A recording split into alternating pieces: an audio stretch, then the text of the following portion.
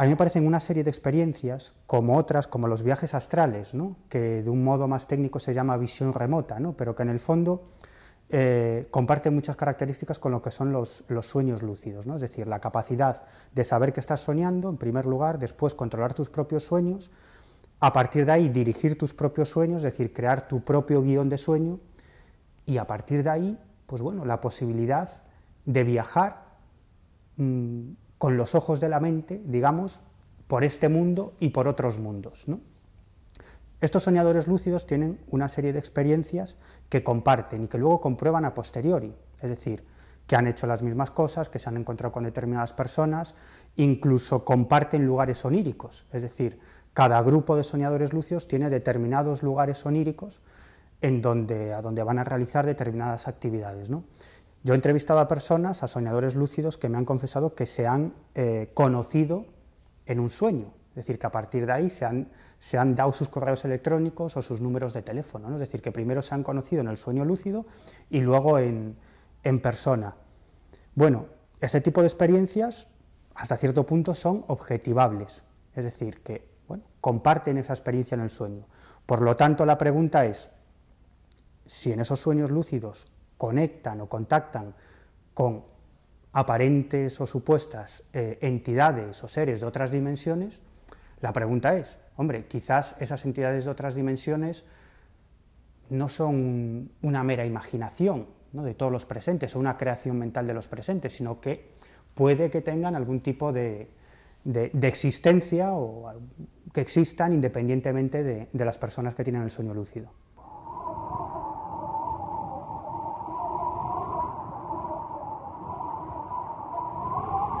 Entonces, he tenido la suerte de entrevistar a personas que han sido testigos o protagonistas de fenómenos muy diferentes, ¿no? Y después de los años, uno llega a la conclusión de que muchas veces somos nosotros los que encuadramos los fenómenos en uno u otro campo, pero que en el fondo no son tan diferentes. Dime, ¿qué diferencia hay en realidad entre una experiencia cercana a la muerte, una experiencia de sueño lúcido, un viaje astral o incluso un vuelo chamánico, ¿no?, o una experiencia mística, ¿no?, o un estado de trance, o un estado de meditación profunda? Cuando escuchas a muchas personas que han vivido experiencias en campos muy diferentes, te das cuenta que muchas veces somos nosotros los que encuadramos los fenómenos en un otro campo, pero que en el fondo no son tan diferentes, ¿no? Y claro, cuando personas de diferentes ámbitos que han vivido experiencias en diferentes campos te cuentan más o menos lo mismo, ¿no?, uno dice, bueno, aquí hay algo, ¿no? No es imaginación, ¿no? Esto es algo mucho más interesante, independientemente de que haya un estímulo externo o no. Pero lo mismo, la misma pregunta nos la podemos hacer en el campo del espiritismo, por ejemplo, ¿no?, en el campo de la mediumnidad, o en el campo de la ouija. ¿Quién no ha hecho una ouija, ¿no? Hoy en día sabemos por qué se mueve el vaso. El vaso no se mueve porque una fuerza extraña lo desplace por el tablero, se mueve porque uno de los que ponen el dedito, es el que llaman el máster, no sabemos por qué, una determinada persona es la que mueve el vaso de forma inconsciente, ¿no?, con una serie de movimientos musculares inconscientes. Esa persona es la que mueve el vaso, pero la pregunta ¿es un proceso mental? ¿Estamos conectando con nuestro yo interno o hay algún tipo de estímulo externo, ¿no? Pero claro, vamos a avanzar un escalón más. Transcomunicación instrumental, ¿no? Es decir, cuando ese contacto espiritista ya no se hace a través de un tablero o a través de un medium, sino que se hace a través de aparatos electrónicos. Hay algo que interacciona con un aparato electrónico. ¿Es la mente de las personas? Bueno, pero ya estamos hablando de otro fenómeno mucho más serio. Las experiencias cercanas a la muerte.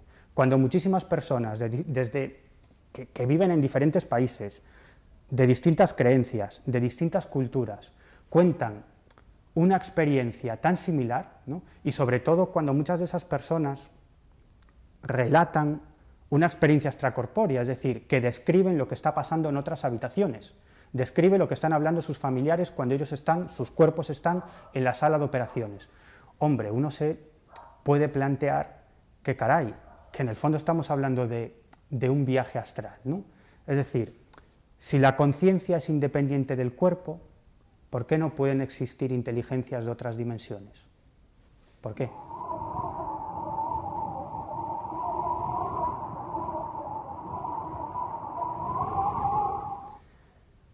Cuando tienen experiencias tan diversas, en ámbitos tan diversos, de individuos que viven experiencias muy distintas y te están contando exactamente lo mismo, lo único que cambia es lo que se aparece ante ellos. ¿Qué más da si es la Virgen, si es Krishna, si es un ovni, si es la Santa Compañía, si son espíritus, si es un guía del más allá? Todos te están contando lo mismo. Claro, ahora vendría un psicólogo, un psiquiatra escéptico y te diría, la clave está en la mente, ¿no? Es decir, bueno, vale, todos cuentan lo mismo porque todos tenemos el mismo cerebro, ¿no? Simplemente es una cuestión cerebral, ¿no? Y tú dices, ya, pero cuando ese fenómeno interactúa con aparatos electrónicos, cuando ese fenómeno aparece en los radares, es filmado y fotografiado y deja huellas, ¿de qué estamos hablando, ¿no? Fundamentalmente por esto yo pienso que existen algún tipo de entidades no humanas que están interactuando con el ser humano, y además entidades que hasta cierto punto nos manipulan o engañan, es decir, se presentan ante nosotros de modo que los podamos reconocer, pero en el fondo probablemente ni sean ovnis, ni sean extraterrestres, ni sea Krishna, ni sea la Virgen, ni sean poltergeist, ni sean espíritus, quizás es otra cosa, ¿no? Pero que se presenta ante nosotros de un determinado modo para ser reconocible, vaya usted a saber con qué objetivo, con qué finalidad.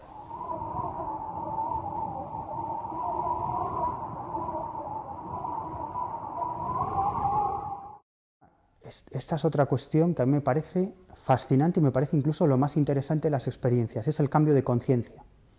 Cómo muchas de estas personas cambian radicalmente, tanto para bien como para mal. Es más, les afecta más a aquellas personas, podríamos decir, más cerradas de mente, ¿no? Aquellas personas que tienen claro de qué va el mundo, que es el mundo material, que vemos, que tocamos, que no hay nada más, y de pronto se encuentran con un fenómeno que les rompe los esquemas. Son esas personas las que corren el riesgo de ir precisamente al extremo contrario y a partir de ahí creerse todo e involucrarse en mil historias, ¿no? Pero yo creo que este tipo de fenómenos, todos, me refiero a las apariciones de ovnis, a experiencias místicas, a experiencias de expansión de conciencia, yo creo que tienen un componente trascendente, ¿no?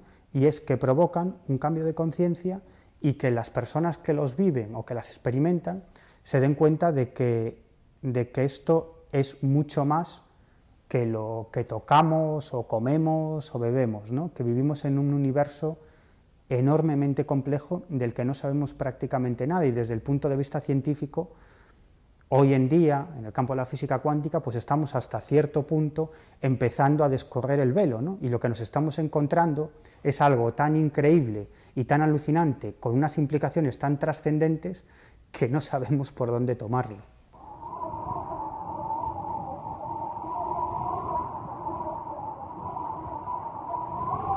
Si estos temas no nos hacen darnos cuenta, no solo de que vivimos en un mundo fascinante y que hay un montón de campos del conocimiento abiertos y que hay un montón de cosas que uno puede hacer, ¿no? Sino también no te hace darte cuenta de cuál es la realidad, pero material y terrible, del mundo en el que vivimos y que tenemos que hacer que el mundo sea un poquito mejor, al menos la gente que nos rodea, ¿no? Y cuando nos marchemos de este mundo y nos vayamos, vaya usted a saber dónde, pues dejemos esto un poquito mejor de lo que estaba, ¿no? Si no nos damos cuenta de eso, la espiritualidad no sirve para nada. ¿Para qué? Para meditar, para hacer un sueño lúcido, ¿vale? Pero son experiencias personales, como si vas a un partido de fútbol, ¿no? A ti te causa una gran satisfacción personal ver cómo gana el Real Madrid, ¿no? Pues a otros les causará una gran satisfacción perseguir ovnis, como es mi caso, y a otros, pues hacer una experiencia de ayahuasca, no lo sé. Pero si solo te quedas ahí y no vas más allá, yo creo que no has aprendido nada o no has aprendido gran cosa.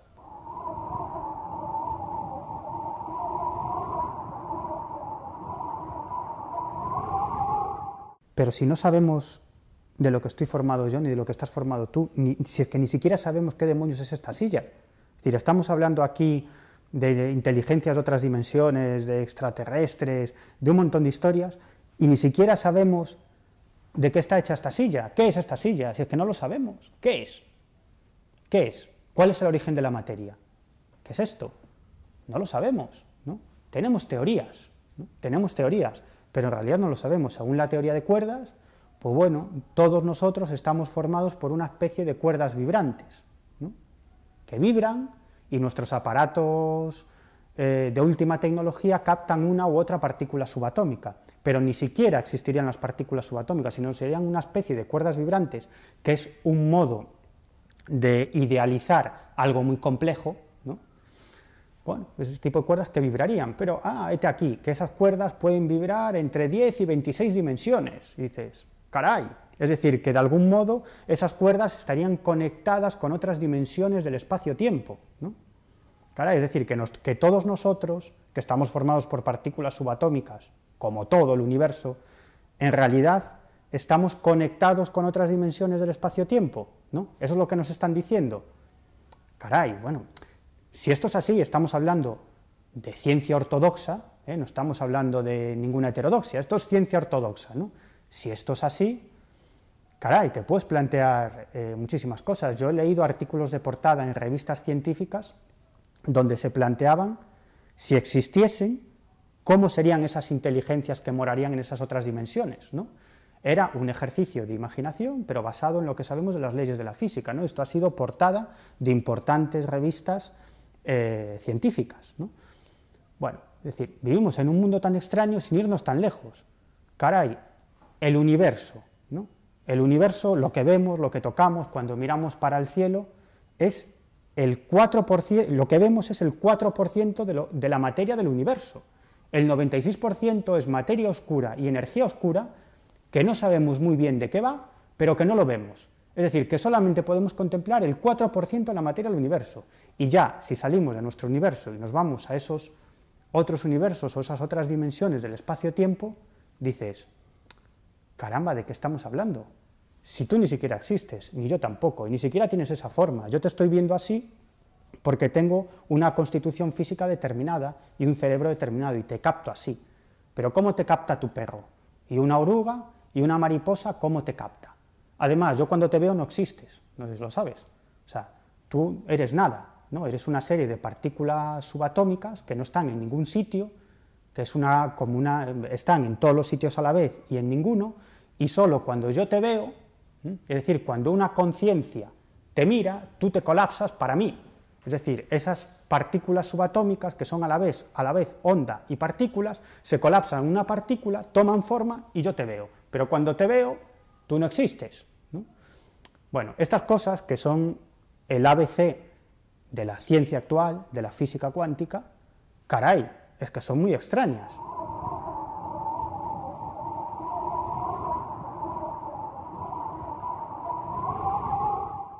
Mira, yo creo que vivimos en un mundo, yo creo que no hay una gran conspiración mundial detrás, ¿no?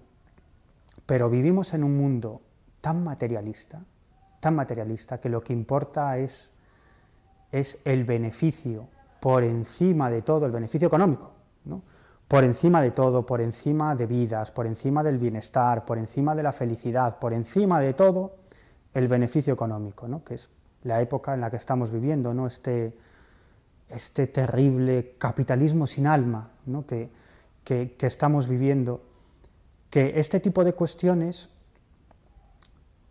se dejan de lado porque aparentemente no son productivas, ¿no? Aparentemente no son productivas. Yo creo que sí son muy productivas, ¿no? Productivas para la persona, ¿no? Para el interior de la persona, pero no son muy productivas, con lo cual se tienden a dejar de lado, ¿no? Y digamos que no existe la objetividad ni en el mundo de la ciencia, ¿no? Hay determinadas organizaciones que dependen de grandes grupos de poder, grupos económicos, y esas organizaciones lo que se dedican, por ejemplo, el Instituto Tavistock, ¿no? Otras tantas, son una especie de centros de marketing mundial, ¿no? O centros de relaciones públicas mundiales. Es decir, ahí se cuece lo que el mundo occidental, la sociedad occidental, pensará, ¿no? La visión del mundo que tenemos la mayoría de los occidentales se cuece en esos centros de condicionamiento mental, ¿no? Te he puesto el Instituto Tavistock, pero hay otros muchos, ¿no? Y son organismos dependientes de grandes grupos de poder, Bilderberg, Trilateral, grandes multinacionales, etcétera, etcétera, ¿no? Entonces, ni siquiera la ciencia se escapa a eso, que aparentemente la ciencia es puramente objetiva. No, no, no, no. Detrás de la ciencia también hay ideología, porque tú puedes encarar determinado asunto desde muchas perspectivas. Una universidad o una fundación puede invertir su dinero para una investigación y no para otra. Ahí ya hay ideología. Tú estás decidiendo lo que se va a investigar y cómo se va a investigar, porque tienes el poder del dinero, tienes la financiación, ¿no? Por lo tanto, no hay nada objetivo. Los medios de comunicación, es decir, los grandes medios de comunicación son correas de transmisión de lo que grandes grupos de poder quieren dar a conocer, ¿no? O sea, que en el fondo nada es baladí, nada es objetivo, hay una intencionalidad detrás de muchísimas cosas, ¿no? Por lo tanto, este tipo de cuestiones a veces no interesa que se divulguen demasiado, ¿no? Porque si en algún momento se demostrase que existe vida después de la vida, caray, eso hasta cierto punto sí podría tener una influencia en el mundo, ¿no? Es decir, si un grupo de científicos demostrase fehacientemente que hay una serie de pruebas o de indicios muy potentes de que existe vida después de la vida, eso podría cambiar nuestra percepción de la realidad, ¿no? Y esa percepción que tenemos, que es la que determinados grupos de poder intentan transmitir, que es que solamente existe este mundo material y cuando nos morimos se acabó todo, caray, esto podría empezar a cambiar, esto podría tener influencia en nuestra organización social, ¿no? En nuestro modo de ver el mundo. Vamos, es decir, lo que te quiero decir es que no creo en una gran conspiración mundial, pero sí determinados grupos de poder que por interés económico quieren transmitir una determinada visión del mundo, ¿no? Eso para mí está claro.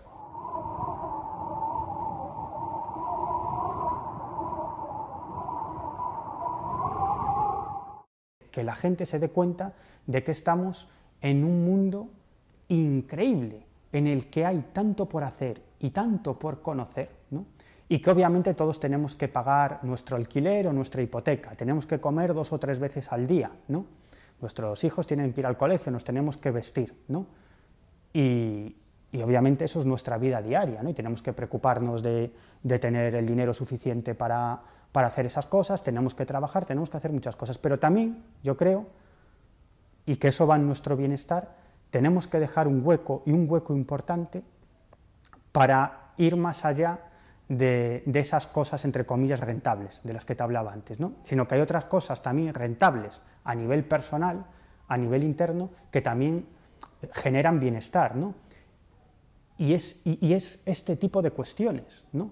Que es todo, porque cuando hablamos del mundo del misterio o del mundo de los trenes, en el fondo es todo, estamos hablando de ciencia, estamos hablando de arqueología, estamos hablando de paraciencia, estamos hablando de espiritualidad, estamos hablando de viajes, estamos hablando de antropología, es decir, todo ese tipo de temas que aparentemente no son rentables, como te decía, pero que hacen que la persona se dé cuenta de que hay algo más que el día a día, hay algo más que pagar el alquiler a final de mes, que es muy importante y todos lo tenemos que hacer, y yo el primero, y muchas veces me las veo y me las deseo, como todos, pero que también hay algo más, ¿no? Y que abramos nuestra perspectiva, abramos nuestra mente, ¿no? Y que eso, el conocimiento, que en el fondo es conocimiento, lo que nos provoca es felicidad, ¿no? Ahí está la felicidad, ¿no? En el afán por conocer, ¿no? A mí muchas veces me ha servido de asidero, de agarradero, ¿no? Cuando lo estaba pasando muy mal en mi vida, digamos, material o habitual,